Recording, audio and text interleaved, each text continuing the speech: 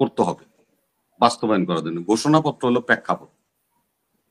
সেই প্রেক্ষাপটে যে কোনো একজন পাঠক হিসেবে পড়বে, জাতি জানবে কি ঘোষণা হচ্ছে।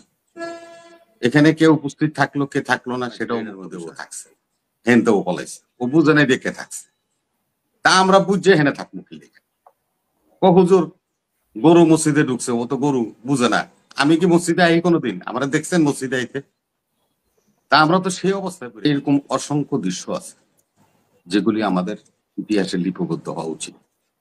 মর্মান্তিক এ সমস্ত ঘটনা আমাদের স্মৃতিপুর থেকে মুছে যায়। ঘোষণা হলো একটা ঘটনা ঘটলে তার প্রেক্ষাপটকে ঘোষণা বলে। প্রেক্ষাপটটাকে যেটার মাধ্যমে ঘোষণা করা হয় ওটা ঘোষণাপত্র।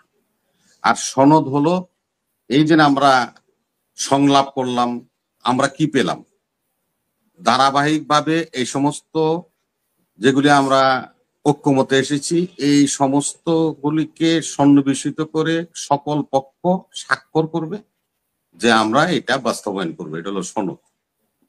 তো ঘোষণাপত্রে যে কথা আফসারি ভাই বলছে সেটা হলো যে এখানে প্রবাসীদের নিয়ে, কেননা যেহেতু প্রেক্ষাপট আপনি বিবরণ করবেন, তো প্রেক্ষাপট বিবরণ করলে আপনাকে তো বলতে হবে এই প্রেক্ষাপটের সাথে কারা কারা সম্পৃক্ত ছিল। তাহলে কারা সম্পৃক্ত ছিল? প্রবাসীরা যারা 10 বছর আমাদের সাথে এই টক শোতে এসে দেশের জন্য জাতির জন্য কথা বলেছেন, যারা রেমিটেন্স শাটডাউন করে দিয়েছিলেন, সরকারের কোষাগার তখন শূন্যের দিকে এগিয়ে যাচ্ছিল। 1, 2 সেনাবাহিনীর অবসরপ্রাপ্ত কর্মকর্তারা, হাসিনুর ভাই আছেন, আফসারি ভাই আছে, কর্নেল হক সাহেব আছে, আরো অনেক অজানা নাম, এত সময় নাই বলবো না। যখন ওনারা রাস্তায় নেমে এসেছিলেন তখন যারা নাকি এখন সেনাবাহিনীতে চাকরি করে, সেনা কর্মকর্তা বা অফিসার, এরা সবাই ওনাদের ছাত্র। তখন তারা একটা জিনিস কিন্তু বিবেকে তাদের তাড়না দিছে যে এই স্যারদের কাছ থেকে আমরা ট্রেনিং নিয়েছি, তাদের অধীনে চাকরি করেছি, ওনারা এই সংগ্রামের সাথে সম্পৃক্ত হয়ে গেছে, ওনারা বিরোধিতা করছেন, ওনারা হয়তো বা অস্ত্র জমা দিয়ে গিয়েছেন, ট্রেনিং তো জমা দেন নাই, সেহেতু আমরা এই স্যারদের সাথে তো বেয়াদবি করতে পারবো না। সেদিনই সেনা অ্যাড্রেসে এই জুনিয়র অফিসাররা বলছিল আমরা গুলি চালাবো না। এই যে একটা বৃহত্তর অংশকে আমরা ঘোষণাপত্রের মধ্যে নিয়ে আসতে পারলাম না, প্রেক্ষাপটের মধ্যে নিয়ে আসতে পারলাম না, এটা আমাদের জন্য দুর্ভাগ্যের। ঘোষণাপত্রে কিন্তু কোনো স্বাক্ষরের প্রয়োজন হয় না, সনদে কিন্তু স্বাক্ষর লাগবে, অঙ্গীকার করতে হবে বাস্তবায়ন করার জন্য। ঘোষণাপত্র হলো প্রেক্ষাপট। সেই প্রেক্ষাপটে যে কোনো একজন পাঠক হিসেবে পড়বে, জাতি জানবে কি ঘোষণা হচ্ছে। এখানে কেউ উপস্থিত থাকলো কে থাকলো না সেটাও মুখ্য বিষয় না, কিন্তু সনদে কিন্তু সকল দলের স্বাক্ষর করতে হবে, সম্মতি প্রকাশ করতে হবে যে পরবর্তীতে এই সনদ অনুযায়ী তারা নির্বাচন বলেন, রাষ্ট্র বলেন, যা কিছু বলেন, আইন কানুন বলেন, সবকিছু এই সনদে যে স্বাক্ষর করতেছে এই সনদকে তারা বাস্তবায়ন করবে, অঙ্গীকার নাম। এইটুকু একটি সনদ আর ঘোষণা। এখন যে কথা আপনারা বলছেন যে কালকে ট্রেন আসবে, প্লেন আসবে, হেলিকপ্টার আসবে, জমায়েতের জন্য যে কোনো লোক যে কোনো কাজ করতে পারে। আর যেখানে প্রধান উপদেষ্টা নিজে ঘোষণাপত্র পাঠ করবেন, কোথায় বসে পাঠ করবেন সেটা শুনে, সেটা শুনলে আপনাদের জন্য একটু উপকার হয়। উনি পাঠ করবেন কোথায়? আইয়ুব খান যেখানে নাকি সংসদ বানায় গেছিল, এই সংসদের দক্ষিণ প্লাজায় বসে, যে জায়গাটা আইয়ুব খান বানায় গেছিল ওই জায়গায় বসে উনি ঘোষণাপত্র পাঠ করবে নতুন বাংলাদেশের। এটা হইলো এই জায়গার ছাড়া কি জায়গা মানিক মিয়া এভিনিউতে নাই? বিশাল একটা স্টেজ করার মতো অবস্থা তো মানিক মিয়া এভিনিউতে আছে। এই রাস্তার প্রস্থটা কত জানেন? এই রাস্তার প্রস্থটা হলো 50 মিটার, তার মানে হলো 150 গজ এই রাস্তার প্রস্থ মানিক মিয়া এভিনিউ। এখানে যে কোনো সময় সমাবেশ করেছি আমরা পূর্বে অনেক রাজনৈতিক দলগুলি, সেখানে স্টেজ হয়েছে না, উনি স্টেজ বানায়নি তো অসুবিধা কি আছে? দক্ষিণ প্লাজায় যাবো না আইয়ুব খানের, হাসিনাই বুঝে নাই আইয়ুব খানের যে গণভবন বানাইছিল এটার মধ্যে ও থাকছে, হেনতেও পলাইছে, ও বুঝে নাই দেখে থাকছে, তা আমরা বুঝে হেনে থাকবো কি লেগে। ও হুজুর গরু মসজিদে ঢুকছে, ও তো গরু বুঝে না।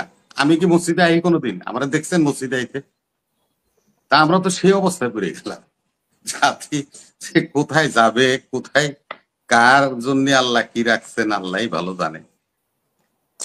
আমি স্মরণ করতে চাই আজকের এই দিনে, এটা হলো কালরাত্রি, যেটাকে আমরা আসলে একটা মর্মান্তিক দৃশ্য আমাদের দেখছি আমরা জনগণ কিন্তু তখন রাস্তায় নেমে আসছে 18 তারিখের পরে, যখন শেখ হাসিনা ছাত্রলীগকে, আওয়ামী লীগকে রাস্তায় নামতে বলল, আমাদের হলগুলি দখল করে টোকাইদের দিয়ে ছাত্রদেরকে বের করে দিতে চেষ্টা করলো, যখন হেলিকপ্টার থেকে গুলি করে বুকের শিশুকে হত্যা করলো, সাধারণ জনগণকে হত্যা করা শুরু করলো, তখনই কিন্তু জনগণ রাস্তায় নেমে আসছে। কারণ তারা ভাবছে যে আমি ঘরেও তো নিরাপদ না, আমি ছাদের উপরে দাঁড়াইয়া হেলিকপ্টার দেখতেছি আর গুলি এসে আমার বুকে বিচ্ছে, আমি মারা গেলাম, তাই এইভাবে মরে লাভ কি, তাহলে যুদ্ধ করেই মরি। সেই 4 তারিখে জনগণ স্বতঃস্ফূর্ত ভাবে সারা দেশে রাস্তায় নেমে এসেছিল, এবং তার ফলশ্রুতিতে 5 তারিখ আপনারা জানেন যারা শহীদ হয়েছেন তাদের আত্মার মাগফিরাত কামনা করছি।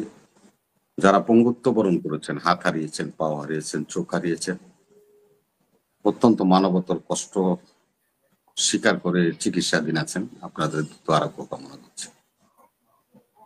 আমরা এই সমস্ত ভুলে যাব দেখে এই জুলাই ঘোষণাপত্রটা হওয়া উচিত, যেন আমরা দেশবাসী, আমাদের পরবর্তী প্রজন্ম যেন এই দৃশ্যপটগুলি, এই বক্তব্যগুলি যেন তাদের স্মৃতিপট থেকে হারিয়ে না যায়, জল জল করে যেন তাদের হৃদয়ে থাকে। সেজন্য এটা আমাদের অত্যন্ত প্রয়োজন।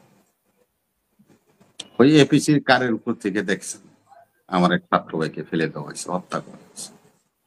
এই সিন তো আমাকে দেখবেন, আমি আমার এলাকা বলি যে রিয়া গোপ, নাম শুনছেন আপনার, 6 বছরের শিশু, সে হেলিকপ্টার দেখার জন্য বাবার সাথে জানলার পাশে এসে দাঁড়াইছে, সেখানে গুলি বিদ্ধ হয়ে রিয়া গোপ মারা গেছে। আমাদের আর একটা ছেলে নারায়ণগঞ্জে শিশু মারা গেছে, তহিদ হোসেন, তার বয়স 7 বছর, মায়ের সাথে দাঁড়ায়া ছাদে যাইয়া সে হেলিকপ্টার দেখতে গেছিল, সেখানে গুলিতে তার প্রাণ গেছে।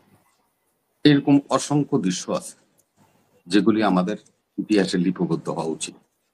মর্মান্তিক এ সমস্ত ঘটনা আমাদের স্মৃতিপুর থেকে মুছে যাক আমরা চাই। আমরা সাধুবাদ জানাই, জুলাই সনদ হোক, জুলাই ঘোষণাপত্র ঘোষণা হোক, এবং জুলাই সনদ যেটা, সেটাও যেন আমরা সুষ্ঠুভাবে সম্পাদন করে জাতিকে একটা পরবর্তী নির্বাচনের মাধ্যমে নির্বাচিত জনপ্রতিনিধিদের হাতে যেন ক্ষমতা আসে, এবং যে সনদ আমরা চার্টার, যেটাকে বলে সনদ মানে চার্টার, আমরা যে চার্টারে স্বাক্ষর করব, সে চার্টারের পূর্ণাঙ্গ বাস্তবায়ন করার জন্য একটা সংসদের প্রয়োজন। সেটা আমরা যত দ্রুত উপলব্ধি করতে পারবো ততই আমাদের জন্য মঙ্গল হবে বলে আমি মনে করি। ধন্যবাদ।